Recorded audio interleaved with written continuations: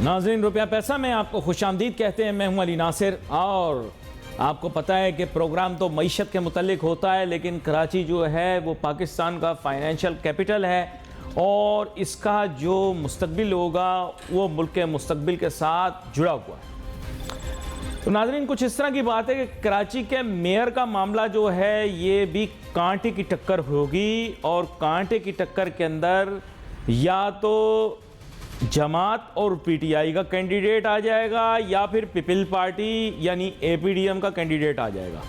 ठीक है, लेकिन आप देखिएगा इस खूबसूरती से मामले को अटकाया गया है। समझ रहे, आप चेक करें इस चीज़ को, इस खूबसूरती से मामले को अटकाया गया है कि ना मामला हिया है ना हुआ है। यही होती है चालाकी, इसे कहते हैं भाई सेटिंग।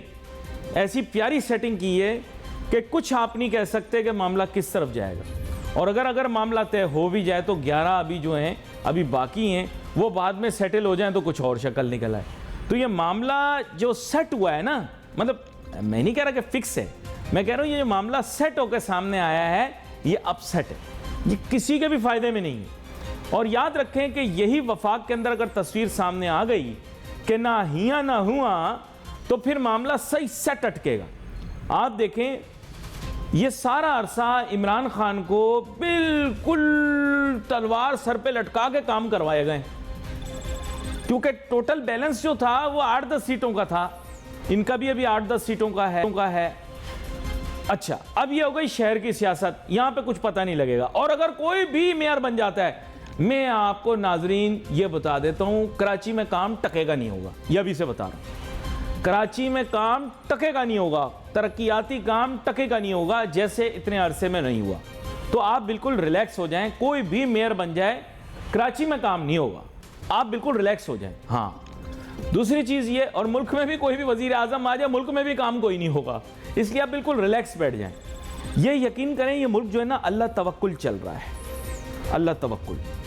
अब ये मामला ये इस तरह से कि अब हम काफिरों को मुसलमान करते हैं, उनको पाकिस्तान दिखा के कि बगैर निज़ाम के कैसे मुल्क चलता है। और ये इस वजह से चल रहा है क्योंकि मुल्क इस्लाम के नाम पर है, तो काफिर मुसलमान होते रहेंगे पाकिस्तान को देखकर, क्योंकि यहाँ पर काम वाम कोई नहीं होना, ऑटोमेटिक सिस्टम है। खैर आगे चलते हैं। मुल्क की मईशत, अब ये वफाक में भी सियासी पेचीदगी पैदा कर दी। अभी खान साहब ने कह दिया है कि और मैं कुछ करूँ ना करूँ, मैं शहबाज शरीफ साहब की नींदें आराम करूँगा।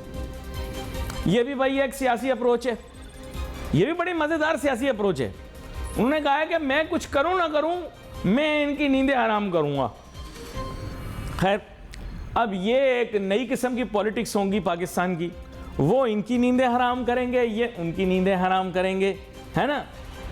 पहले ऑडियो खेलते रहे, वीडियो खेलने की कोशिश की, वीडियो आ गई तो भाई बच्चे ख़राब हो जाएंगे। फिर ये तय किया कि नहीं भाई वीडियो नहीं खेलेंगे, ऑडियो खेलेंगे। फिर ऑडियो खेली।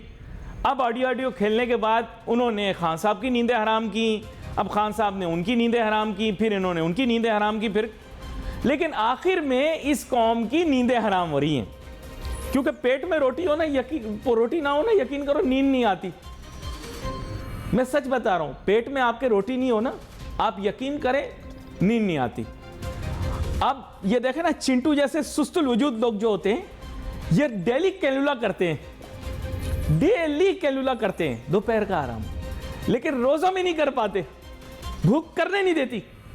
तो इसी तरह ये लोग एक दूसरे की, सियासतदान एक दूसरे की नींदें हराम करते रहेंगे और कौम जो है उसकी नींदें कंप्लीट और परमानेंट हराम हो जाएंगी। रोटी की कीमत नाजरीन आसमान को छू रही है।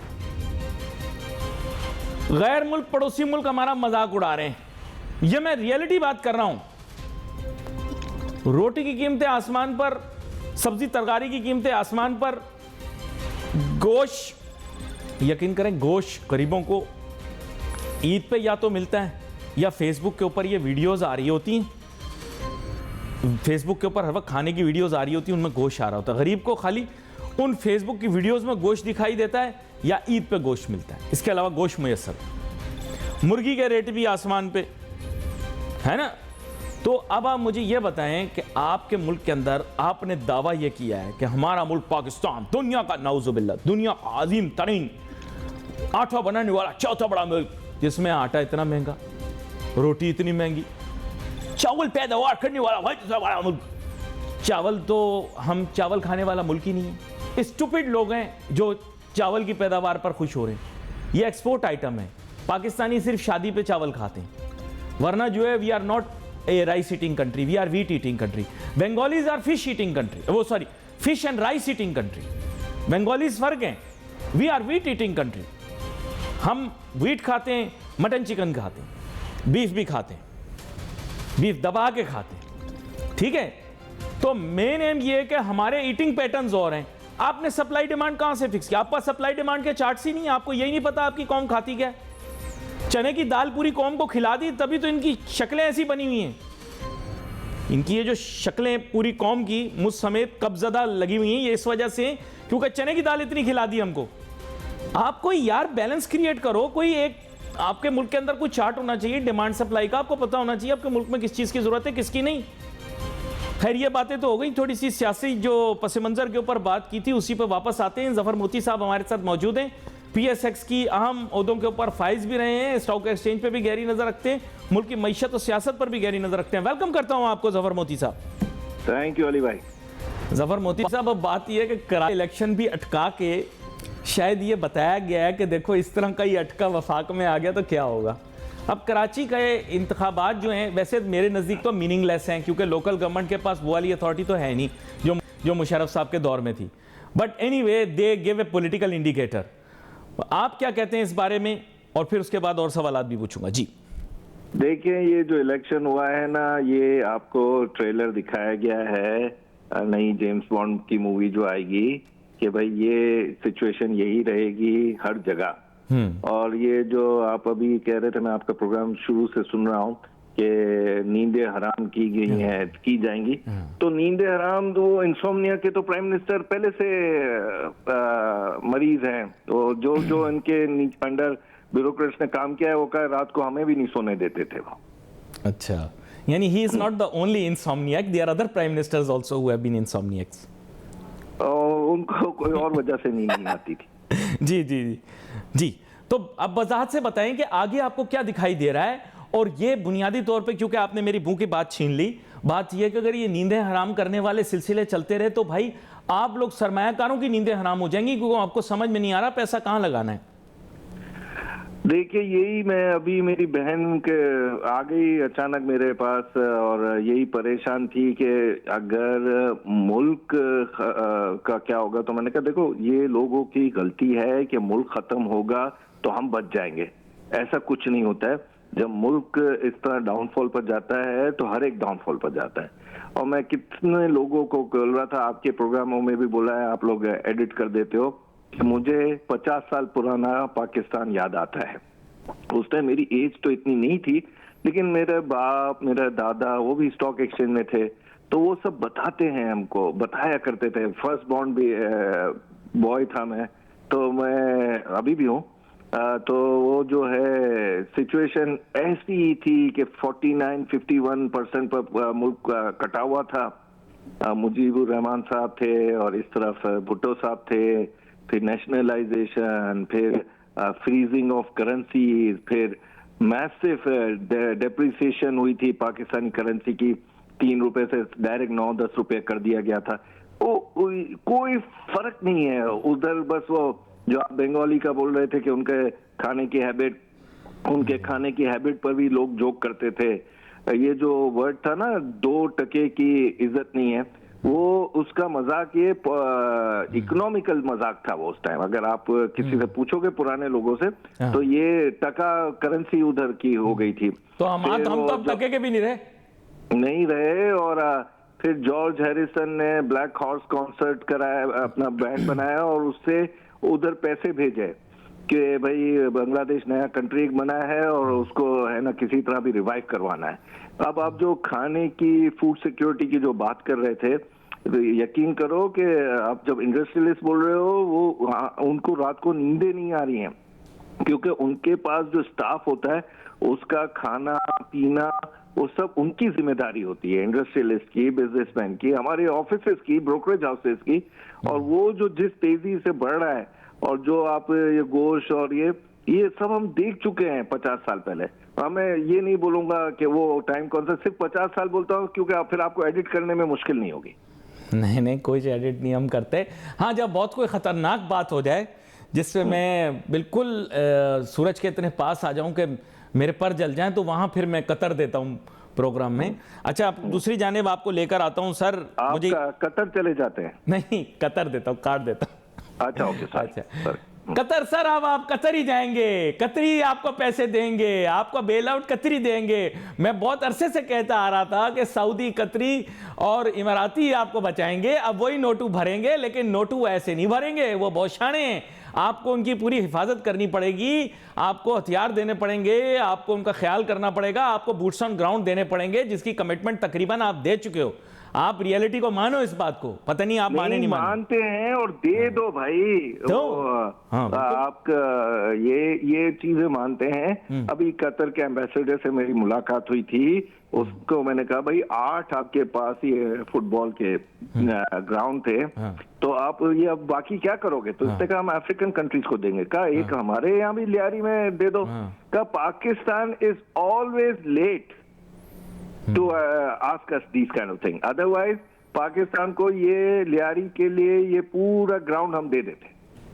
अच्छा जी, तो ये जो है ना, हम के देर से आए और वो जो है कि बात नहीं मानते। अब मानो भाई, आप वो कंट्री नहीं हो जो कहीं पर भी कोई डोनेशन हो रहा हो, कोई सजेशन हो रहा हो, कोई चीज वो करना चाह रहे हो थर्ड वर्ल्ड कंट्री, बल्कि अब हम फोर्थ वर्ल्ड कंट्री। वैसे तो पाकिस्तानी बड़े तेज हैं, कहीं 8वें महल्ले के अंदर भी बिरयानी बट रही होती है तो हम पहुंच जाते हैं। तो यहाँ मशरिक वुस्ता के अंदर तो भाई इनके पास इतने पैसे हैं, इतने बड़े बड़े सॉवरन फंड्स हैं, पैसे देने के लिए तैयार भी हैं। मुशर्रफ साहब इनको लेकर भी आ गए थे, अभी आप दोबारा से ले आओ, ये पैसा लगा देंगे। They don't mind putting money into your country. बाबा, फिर नया मुशर्रफ लाओ ना, नया मुशर्रफ लाओ, नई जगह। आप हथियार बोलते हो, जो हथियार आप बोल रहे हो उसका मतलब आपको भी पता है, मुझे भी पता है, और जो आपके सुनने वाले हैं उनको भी पता है कि हमको देने पड़ेंगे वो हथियार। नहीं, प्रोटेक्शन देखें, शील्ड और प्रोटेक्शन तो प्रोवाइड करना आपकी जिम्मेदारी है ना। वैसे तो आप पूरा दिन कहते रहते हैं मुस्लिम उम्मा, हर जुमे के बाद आप निकल आते हो, बोलते हो फलस्तीन के लिए। तो ये लफाजी नहीं ना करो, आप जाके करो अपना, प्ले योर रोल। मुझे आवाज नहीं आई, क्या कह रहे हैं आप? अब मैं कह रहा हूं कि हम लोग क्लेम करते हैं, हर फ्राइडे को हम निकल आते हैं बाहर, हम जनाब फिलिस्तीन के लिए शोर मचाते हैं, पेट पे लेट जाते हैं। अब आपको फैक्चुअली और एक्चुअली कुछ करने का मौका मिल रहा है तो आप करके दिखाओ ना, क्या बुराई है इसमें?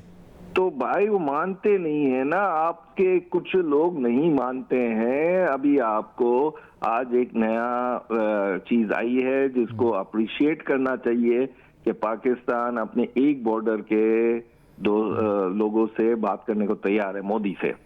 और ये बात मोदी को कर करके थक गए हैं, और मोदी जो है वो अब उसको पता है कि अब हमसे बात करने का उसको कोई फायदा नहीं है, तो वो अवॉइड कर रहा है। अगर ये भी हो जाए, इस इंडिया से भी हमारे ताल्लुकात सही हो जाए, इधर से हम मिडिल ईस्ट का हम पुलिसमैन बन जाए, तो आपकी बचत हो जाएगी। नहीं तो कतर का इसी तरह जो ग्राउंड होगा वो अफ्रीकन कंट्रीज को चला जाएगा। हालात कुछ ऐसे हैं नाजरीन के, स्टॉक एक्सचेंज के अंदर अगर आपने पैसे लगाए थे तो आप डॉलर्स के हिसाब से नेगेटिव रिटर्न कमा रहे हैं। जफर मोती साहब, बात कुछ ऐसी है कि पहले तो लोग मेरी बात और आपकी बात को भी शायद इतनी संजीदगी से नहीं लेते थे जब आप कहा करते थे कि मार्केट कैपिटलाइजेशन में रिडक्शन हो रही है, लेकिन यह कि लोग अब मजबूर हो गए हैं हालात के साथ साथ, अब उनको मानना पड़ रहा है। मैं तो हमेशा से ये कहता हूं कि वैल्यूएशन हमेशा डॉलर्स के अंदर होनी चाहिए। लोग मुझसे पूछ रहे हैं आप सजेशन दें, मेरा एक सिंपल सा सजेशन है, पूरी कौम पाकिस्तान, आप टोटल डॉलर पे ट्रांसफर हो जाओ, पाक रुपी खत्म कर दो। मैं आपको सच बता रहा हूं बात, क्योंकि आपके सारे जो आप समझे के मामलात हैं वो डॉलर में हो रहे हैं। आपके ब्यूरोक्रेट्स के बच्चे भी अमेरिका में पढ़ रहे हैं, ब्यूरोक्रेट्स खुद भी रिटायर होने के बाद वहीं जाएंगे, और भी जितनी हमारे मुल्क के अंदर इदारे हैं उनके लोग भी रिटायर होने के बाद बाहर चले जाते हैं। They are only thinking dollars. Businessman भी हमारे जो हैं बाहर की शरीयतें ले रहे हैं, मुझे मैसेजेस करते रहते हैं, I am in Canada, I am in USA, I am in UK. बहुत से टर्की भी शिफ्ट हो गए हैं, बहुत से आजकल स्पेन जा रहे हैं, पोर्टुगल जा रहे हैं, भाग रहे हैं पाकिस्तान से, यहाँ पर पाकिस्तान के झंडे लगाकर ड्रामेबाजियाँ कर रहे हैं। तो मेन एम ये है कि अब हम टोटल डॉलर पे ट्रांसफर हो जाएं तो बेहतर रहेगा। ये झूठ और मुनाफकत की जिंदगी अब जीना बंद करते हैं। जी जफर मोती साहब, आपकी जानिब आता हूं, बात स्टॉक मार्केट की करने लगा था, लेकिन सर मैं आपको स्ट्रेट फॉरवर्ड बात करूंगा। देखिए, हम ये 2 नंबर चीटिंग और खुद के साथ ये जो हम ड्रामा कर रहे हैं और मुनाफकत कर रहे हैं, ये अब खत्म करनी चाहिए। हम झूठे हैं, झूठ बोल रहे हैं, हम बच्चों को वीजा लगवा के बाहर पढ़वाने भेज देते हैं, सारे मुल्क की एलीट, चाहे ब्यूरोक्रेट हो, चाहे बिजनेसमैन हो, चाहे पॉलिटिशियन, सारे प्राइम मिनिस्टर जो हैं उनके बच्चे या फैमिलियां बाहर हैं। तो मुझे यह बताएं कि आप अपने मुल्क के अंदर डॉलर लागू कर लो ना, रुपए की तो आपने कदर कोई छोड़ी नहीं। What's the harm? आप मुझे बताएं, what's the harm? Tell me one reason why we should not. भाई हार्म ये है कि भाई जैसे ही हम डॉलराइजेशन करेंगे तो फिर ये होगा कि 2 किस्म की सुपरमार्केट्स होंगी। एक सुपरमार्केट होगी पाकिस्तान रुपीस में, जिसमें कुछ नहीं होगा, ना डबल रोटी होगी ना अंडा होगा। और डॉलर वाली जो होगी, क्यूबा में ऐसा हुआ है कि उसके अंदर सब माल होगा। उसके अंदर आपको शैम्पू भी मिलेगा, टूथपेस्ट भी मिलेगा, ओमेगा 3 के एग्स भी मिलेंगे, सब मिलेगा। देखो, आपके मेरे एक दोस्त थे, उनकी यहाँ पर पहले एक की सुपरमार्केट उन्हीं की होती थी कराची के अंदर। उन्होंने मनी चेंजर अंदर ही खोला हुआ था, नहीं खोला हुआ था, ये बताओ। ना खोला हुआ था, और उसका स्कैंडल भी हमने हैंडल किया था, सब आपको भी पता है। नहीं मैं किस तरह हैंडल हुआ। लेकिन ये है कि अब वक्त ये आ गया है कि ये अगर क्यूबा स्टाइल जाएगा तो फिर आपको पता है, मैं एम्बेसी में बहुत होता है, तो क्यूबन एम्बेसडर ने मुझे एक बड़ी अच्छी बात की थी। सैंक्शंस लगे हुए थे इनके ऊपर, 18 घंटे वहाँ लाइट नहीं होती थी। और क्यूबा जो है वो स्वाम्प पर, एक वो जो कहते हैं ना कीचड़ पर मुल्क था, यानी उसमें अमेजोन टाइप का। तो वो जो था ना, तो वहां पर मच्छर इतने होते थे कि बाहर निकलते थे तो मच्छर काट लेते थे, और अंदर रहते थे तो वो अपना सांस लेना मुश्किल हो जाता था। तो 90% क्यूबन जो थे उनको मलेरिया के कोई ना कोई सिम्टम्स होते थे। तो आपके यहाँ भी मलेरिया के वही सिम्टम्स हैं। अब मसला ये है कि ये क्यूबा की कहानियां, श्रीलंका की कहानियां तो छोटी हैं, छोटे मुल्क, छोटी आबादी। यहाँ 24 करोड़ धनाधन पैदा हो गया है। यानी गरीब आदमी डॉलर ना रखे जफर मोती साहब, अमीर लोग सब अपने पैसे डॉलर में रखें। देखो, एक हमें मुनासबत में लाना है। You see, we have to understand all the rich people in this country keep their assets in dollar, right or wrong? Just tell me this is right. वो गाना नहीं आया, निकलो पाकिस्तान की खाते? जी जी, उसमें अब एक ऐड करो, निकलो पाकिस्तान से पाकिस्तान की खाते। नहीं, ये ईमानदारी से यही हो रहा है। मैं अब देख रहा हूँ ना कि ये जो आप कह रहे हो एजुकेशन का और ये सब कह रहे हो, यहाँ एजुकेशन रही नहीं है। साउथ अफ्रीका के यूनिवर्सिटी पर लिखा था कि भाई किसी मुल्क पर बॉम्बिंग की जरूरत नहीं है, उसकी एजुकेशन खत्म कर दो। एजुकेशन खत्म करोगे तो वो डॉक्टर पैदा होंगे जो अपने मुल्क के ही लोगों को मार डालेंगे, वो इंजीनियर पैदा होंगे जो उनकी वजह से पुल टूट जाएगा, वो स्कॉलर पैदा होंगे जो एक दूसरे से लड़ाइयां करवा देंगे। वो यानी उसने पूरा एक जायचा रख दिया था कि अगर एजुकेशन नहीं होगी तो उस मुल्क खुद ब खुद वो खत्म हो जाएगा। उसके पास ट्रेंड डॉक्टर्स भी नहीं होंगे, ट्रेंड इंजीनियर्स भी नहीं होंगे, ट्रेंड लॉयर्स भी नहीं होंगे, ट्रेंड जज भी नहीं होंगे, ट्रेंड कुछ भी नहीं होगा। आप tell me, do you not think that this is open hypocrisy that the rich go and buy gold, the rich go and buy dollars, they maintain dollar accounts, yet the poor are being propagated that you keep using your rupee and keep eroding your savings by keeping your money in the local currency? आप खोल तो कितने ममालिक, Dubai में क्या खत्म हो गया? क्या दुबई में लोग अपनी करेंसी भी यूज कर रहे हैं, यूएई की करेंसी भी यूज कर रहे हैं? क्या फर्क पड़ रहा है? आपने क्यूबा की भी मिसाल दी, व्हाट्स द हार्म? आप करो यूज डॉलर, क्या खराबी उसमें? नहीं, पर डॉलर है नहीं ना। देखिए, बात सुने, हिपोक्रेसी की बात करते हैं तो आपको पता है कि जब फिरौन के टाइम में भी, जब नाइल के ऊपर, दरियाए नील के ऊपर वीट लगा था, गंदम, तो फिरौन ने अपने खजाने से पैसे दिए थे और वो सब अनाज उतरता था महल के अंदर, उसके बाद आम आदमी को मिलता था। तो यहाँ पर भी यही चल रहा है। यहाँ हम कोई फर्क नहीं है, आगे पीछे ही होंगे हम लोग के।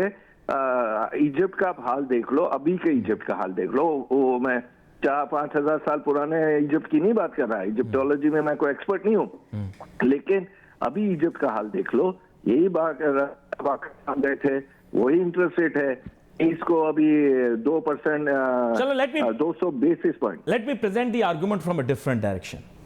Pakistan is a very poor country which claims that it has tremendous amount of resources, which is an absolute lie. We only export a very small proportion of our total trade.